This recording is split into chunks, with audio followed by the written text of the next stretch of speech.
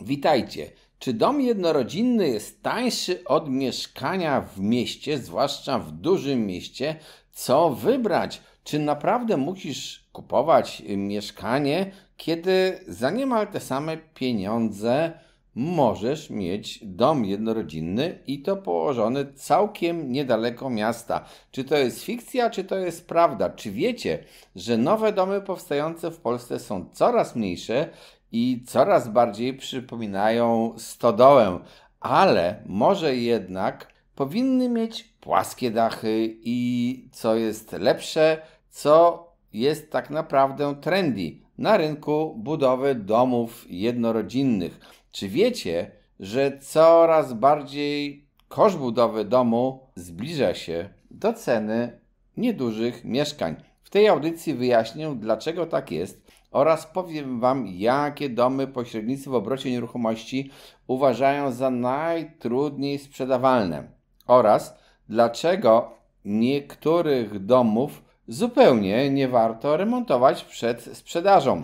W dodatku, na chwilę wrócę do tematu domów wybudowanych bez pozwolenia na budowę, czy też raczej takich, które można budować bez pozwolenia na budowę, bo ta często krytykowana zmiana w prawie wprowadzona za poprzedniej władzy może okazać się jednak zmianą wizjonerską. O wszystkich tych sprawach powiem w tej audycji, więc obejrzyj ją, jeżeli chcesz w najbliższym czasie kupić mieszkanie lub sprzedać mieszkanie albo inną nieruchomość lub chcesz dowiedzieć się, co w trawie piszczy na rynku nieruchomości, zwłaszcza tych mieszkalnych. Zapraszam do oglądania.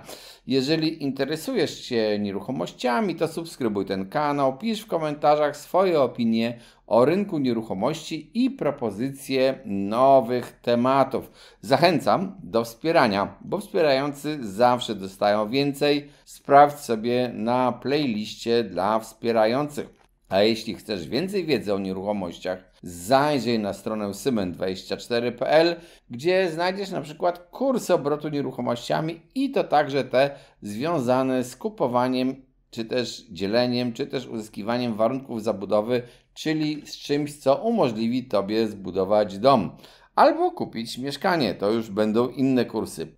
Można powiedzieć, że ostatnio w Polsce po wielu latach takiego dziwnego budownictwa domów jednorodzinnych, które chyba według mojej oceny stanowiło odreagowanie szarzyzny czasów komunizmu, czyli po czasach, gdy budowano domy według dziwnych takich projektów, połamane bryły, dachy z jakimiś lukarnami, mansardy, domy 380 m² i 100-metrowe salony, ale 5 pokoi, widzimy w Polsce wyraźną zmianę i widzę, że te projekty nowych domów coraz bardziej przypominają domy skandynawskie, chociaż jeszcze na przykład nie korzystają z technologii, w jakiej buduje się w Skandynawii, ale dom typu stodoła, dach dwuspadowy.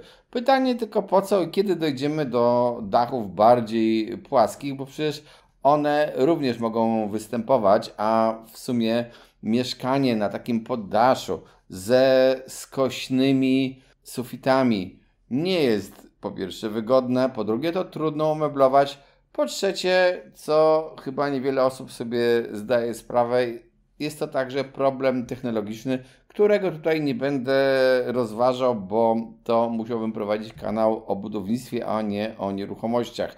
Wprawdzie mam uprawnienia budowlane, ale tutaj pozostaniemy przy tematyce nieruchomości. Wszystkie te zmiany sprawiają, że dziś cena, czy też w zasadzie koszty budowy domu coraz bardziej zbliżają się do ceny przeciętnego mieszkania, które chciałbyś lub musisz kupić w mieście sąsiadującym z miejscem, w którym możesz zbudować sobie dom.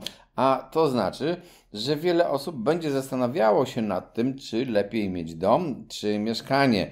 Warto też zaznaczyć, że prezentowana wielokrotnie na naszym kanale prognoza demograficzna sporządzona przez GUS, ona mówi o tym, że w najbliższych latach coraz więcej osób będzie chciało mieszkać w takim wianuszku pod największymi miastami w Polsce.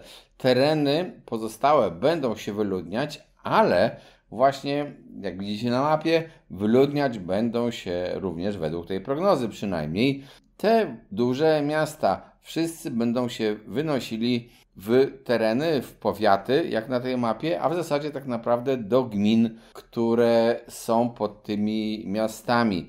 Dlaczego? Dlatego, że być może takie mieszkanie jest bardziej komfortowe, a poza tym naprawdę w tej chwili, na przykład w dużym mieście, cena mieszkania, czy to w Warszawie, czy w Krakowie, i to niedużego mieszkania, odpowiada temu, co pozwoli Ci wybudować dom pod tym miastem. Uwaga, ja powiedziałem o kosztach budowy, nie powiedziałem o kosztach zakupu działki, bo to też ma oczywiście znaczenie, ale też warto zwrócić uwagę na to, że mieszkając w mieście masz blisko lekarza, szkołę, bibliotekę, basen, kino, sklepy, a mieszkając pod miastem możesz odczuwać, że masz problem z dostępem do takich czy też podobnych usług. Niemniej jednak trzeba powiedzieć też, że coraz bardziej rośnie handel internetowy.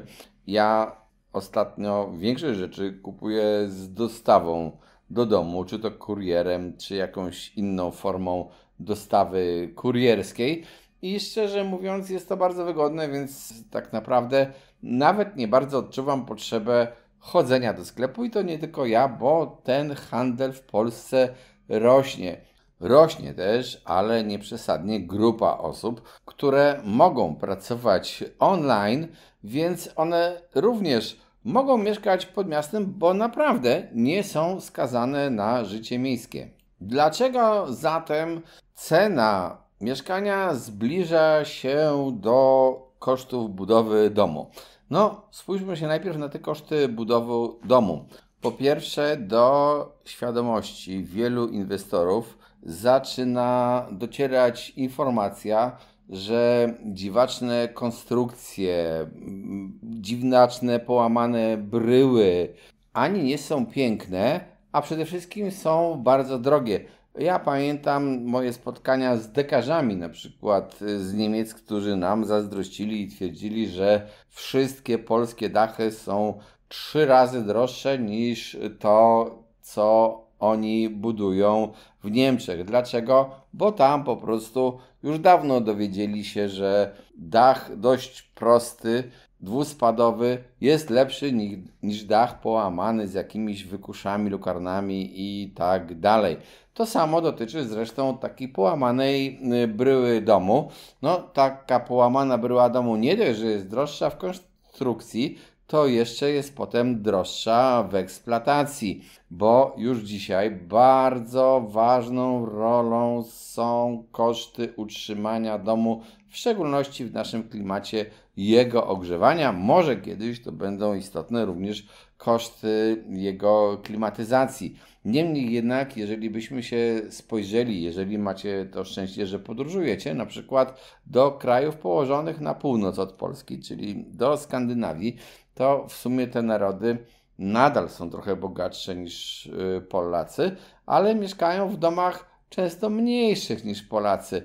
Dlaczego? Bo oni uznali, że po prostu nie ma powodu do wyrzucania pieniędzy na ogrzewanie z zewnętrza, ogrzewanie planety. Zwarte bryły, proste bryły, jak najmniejsze koszty ogrzewania, to jest ich cel. Przecież po co wielu ludziom jest salon 100-metrowy, jeżeli ten salon wykorzystujesz na przykład raz albo 2 razy w roku? No to może lepiej jest pójść do restauracji, zaprosić tam gości, niż budować tak wielki salon, w którym zazwyczaj nie przyjmujesz gości i w którym po prostu trudno znaleźć swoją rodzinę. Chociaż to może być też ciekawe, że nikt Tobie nie przeszkadza, ale właśnie wróćmy teraz na chwilę do tego, co pośrednicy widzą w domach jednorodzinnych. Oni otóż widzą, że te wielkie domy, takie budowane szczególnie w latach 90. i na początku lat 2000, te 380-metrowe domy jednorodzinne są bardzo trudno sprzedawalne. Bardzo trudno jest namówić klienta na taki dom. Kiedyś pośrednicy mieli zwyczaj podawania powierzchni całkowitej. No to jest zawsze powierzchnia większa, a teraz podają powierzchnię użytkową, a jakby mogli, to by jeszcze ją zaniżyli, bo to jest mniejsza, czyli kojarząca się z mniejszymi kosztami.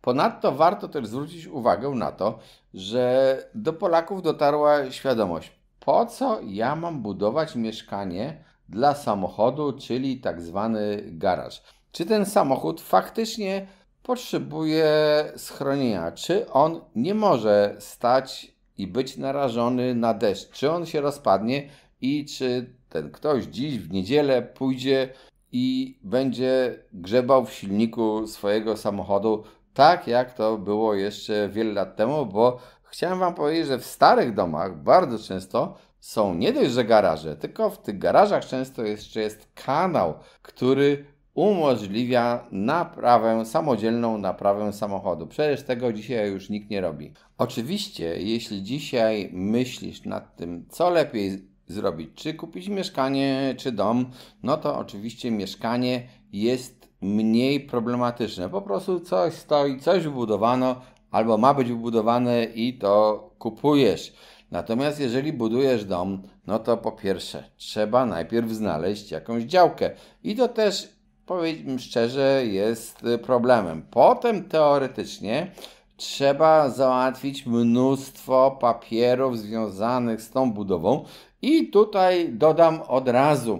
Otóż taka bardzo często krytykowana i także przeze mnie czasami krytykowana zmiana w prawie polegająca na umożliwieniu budowania bez pozwolenia domów do 70 metrów powierzchni zabudowy i maksymalnie 2 kondygnacji nabiera powoli sensu. Dlaczego?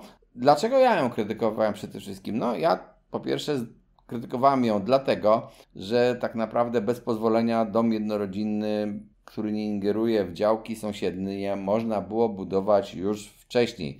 Po drugie, ta budowa domu właśnie o parametrach do 70 metrów powierzchni zabudowy i do 2 kondygnacji maksymalnie, według mnie, ona powodowała to, że nie wykorzystujesz potencjału działki, że tak naprawdę można by na tej działce zbudować dom większy i to jest prawda. Ale okazuje się, że po tych kilku latach od wejścia w życie tej zmiany w prawie, no nasza praktyka budowlana się zmieniła, bo nasze domy powszechnie budowane w Polsce stały się znacząco mniejsze.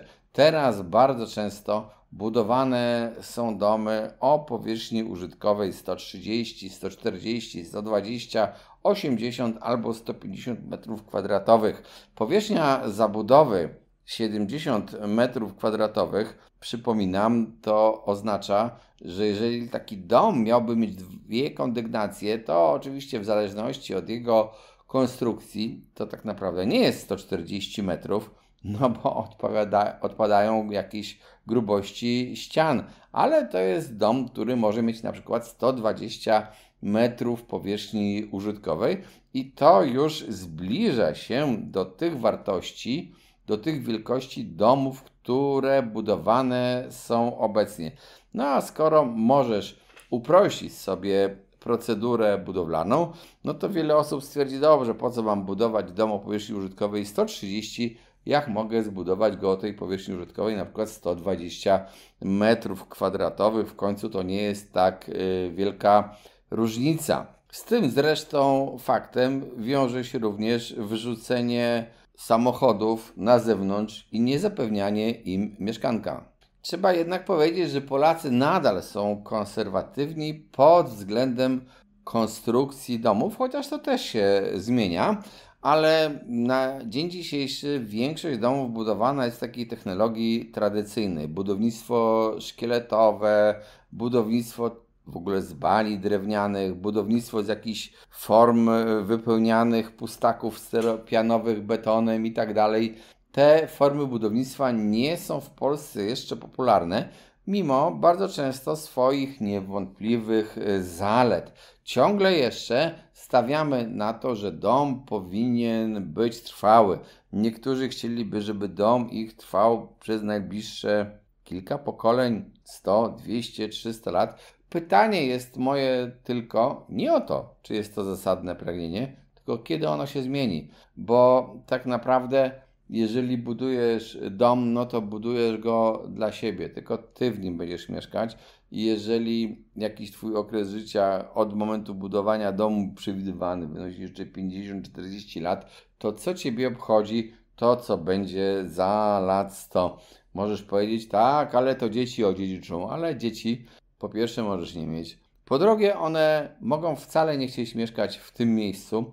Po trzecie, wszystko w życiu się zmienia i ten dom wybudowany dziś za 100 lat też będzie domem demode. Tak po prostu jest. Nie warto projektować sobie życia i zastanawiać się, a co będzie za 200 lat z moim domem. Dlatego też sądzę, że w niedługim czasie stopniowo, mimo bardzo negatywnych opowieści, mimo tego przywiązania Polaków do cegły, będzie następowało przełączanie się na inne style budowy. I zresztą w momencie, w którym powiedziałem przywiązanie Polaków do cegły, to w tym momencie uświadomiłem sobie również, a gdzie jest to przywiązanie do cegły? Przecież w Polsce jest mnóstwo domów drewnianych i stojących bardzo, bardzo długo. Pojedźcie sobie na wschód Polski. Ci, którzy mieszkają tylko na zachodzie, warto czasami odwiedzić wschód Polski i zobaczycie tam, że stoją domy drewniane i często mają się one bardzo dobrze. Pojedźcie do Skandynawii, też zobaczycie budownictwo, które nie jest oparte na cegle. Z różnych powodów, dlatego że są to domy cieplejsze, że są tańsze, że są prostsze w budowie, no i też z tego powodu, że warto do budowy wykorzystywać materiały lokalne. I tutaj właśnie jeszcze chcę na chwilę wrócić do tego, co może wkrótce nastąpić. Dziś cena budowy domu wynosi, załóżmy, między 5 a 6 tysięcy w tej budowie tradycyjnej i też zależy tak naprawdę od sposobów, w jaki ten dom budujesz, bo w Polsce jest popularna na przykład budowa własnym sumptem, szczególnie na wsiach, gdzie to tam bracia albo szwagier, oni sami w sobotę i w niedzielę włączają betoniarkę i budują ten dom przez najbliższe 10-15 lat, ale robią to tanio, po kosztach kupna materiałów, no bo robocizna nie jest taka tak naprawdę skomplikowana bardzo, a wszystkie materiały budowlane, które dzisiaj kupisz w legalnym składzie, one w zasadzie nie spowodują tego, że dom, który budujesz, jeżeli jesteś rozsądnym człowiekiem, zawali się nagle, więc to jest dość prosta budowa i tania. Innym sposobem, skrajnym, jest wzięcie ekipy do budowania domu. Nie masz czasu, po prostu bierzesz kierownika budowy, projektant niech to nadzoruje i w ogóle niech ta ekipa to buduje i ciebie nic nie obchodzi. A pośrednim takim sposobem jest oczywiście rozwiązanie takie. Zatrudniłem sobie projektanta, ale sam jestem kierownikiem budowy w cudzysłowie. Sam też decyduję o zaopatrzeniu, zatrudniam jakieś ekipy do poszczególnych robót, a to murarze, a to hydraulików, dekarzy, cieśli i tak dalej. No, każda z tych budów oznacza, że ten inwestor ma inny nakład pracy. Każda też powinna być poprzedzona taką refleksją, że jeżeli nie polegasz na fachowcach, no to warto, żebyś się na tym znał, bo inaczej po prostu możesz słono zapłacić za brak wiedzy, ale też każda z tych metod wiąże się z kosztami budowy, dlatego to, co powiedziałem, ta cena to jest taki wariant, zatrudniasz ekipę, która ci ten dom buduje, można zbudować taniej. Cenę, którą podałem, jest to cena netto, czyli bez podatku VAT, no bo każdy może go sobie w jakiś różny sposób rozliczać i to by zamotywało ten rachunek. No i też przy takim przeciętnym standardzie. Oczywiście można budować dom bardzo, bardzo drogo i można bardzo na nim wytaniać. Niemniej jednak te inne technologie, o których wcześniej wspomniałem, są po pierwsze szybsze, po drugie tańsze, więc sądzę, że też z czasem do Polski będą się przebijać. Podsumowując, pragnę zaznaczyć, że widzimy, iż w tej chwili ceny budowy domów jednorodzinnych zbliżają się do cen mieszkań, między innymi dlatego, że te domy jednorodzinne po prostu zaczynają się kurczyć, że chcemy i że budujemy coraz mniejsze domy. Nie jesteśmy już tak rozrzutni.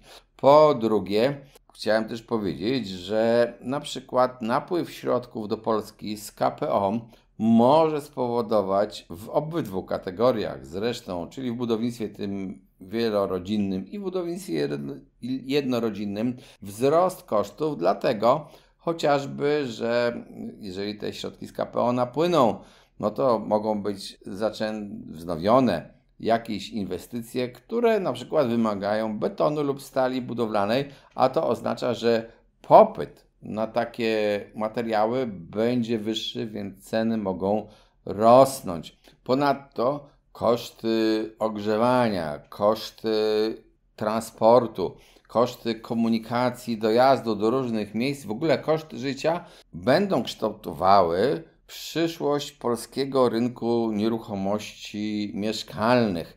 I sądzę, że będzie następował ruch, w niektórych miastach przynajmniej, w kierunku także tego małego, skromnego, niewielkiego budownictwa jednorodzinnego, bo zresztą już to w tej chwili troszeczkę widać. Otóż to kupowanie mieszkań w centrum, gdzie są niebotyczne ceny, staje się, powiedziałbym, mało popularne. To są lokalizacje dla wybranych. Wiele osób, i to nie tylko w Polsce, bo to widać również w miastach europejskich, woli kupić sobie mieszkanie na peryferiach miasta, bo jest znacznie tańsze i na przykład dojeżdżać albo pracować online, albo pracować gdzieś tam na miejscu, w tym swoim lokalnym gdzieś tam sklepie czy restauracji. Tak zmienia się krajobraz miast i to samo będzie z budową domów, no bo jeżeli możesz mieszkać na przedmieściach miasta, to możesz mieszkać równie dobrze 500 metrów dalej w domu jednorodzinnym małym, a ponieważ dostępność na razie do infrastruktury w miarę, można powiedzieć, wzrasta, rozwija się komunikacja, a często też nie musimy podróżować, takie małe domy jednorodzinne będą zyskiwały na popularności, a te stare domy, te ogromne, te po 400 metrów, w których obecnie pośrednicy, jeżeli sprzedają, no to starają się ukrywać w ogłoszeniach tę ogromną powierzchnię, będą coraz trudniej sprzedawalne i to już wyraźnie widać. Ludzie, którzy na początku lat 90., czy też w ogóle w latach 90. dorobili się takich domów, obecnie, jeżeli już nie mają dzieci, czy też raczej wnuków, którzy ich odwiedzają, bardzo często chcą te domy zamienić, czy to na apartament w mieście, czy też na mniejszy dom jednorodzinny, który mogą sami ogarnąć, no bo mieszkanie dwóch osób w wieku już późno emerytalnym w domu 400-metrowym, kiedy przestały się odbywać imprezy, często jest po prostu fanaberią, zbędnym kosztem. Tak to wygląda. Nauczka jest taka: żadnej nieruchomości nie kupuje się na całe życie. Ta nieruchomość powinna rosnąć i maleć z Twoimi potrzebami. I tak to jest. I coraz częściej będziemy się przeprowadzać, coraz częściej będziemy zmieniać nieruchomości. Rynek nieruchomości będzie się stawał coraz bardziej elastyczny, a duże jest prawdopodobieństwo, że rosnące koszty eksploatacji mieszkań czy też domów, szczególnie energia, będą wymuszały na Polakach zmniejszanie wielkości tych nieruchomości. To może nie cieszyć, ale trzeba się z tym pogodzić i przyjąć jako być może jeden ze smutnych wariantów przyszłości. Jeżeli interesuje Ciebie rynek nieruchomości, Subskrybuj ten kanał, tutaj dowiesz się o trendach, o nowym prawie w nieruchomościach, a także zapraszam do zaglądania na stronę symen24.pl, gdzie znajdziesz kursy o obrocie nieruchomościami oraz dużo innej wiedzy związanej z tym, co dzieje się na rynku nieruchomości, bo jest tam na przykład blog, na którym wielu specjalistów z różnych dziedzin wypowiada się na tematy związane z rynkiem nieruchomości. Cześć, trzymajcie się.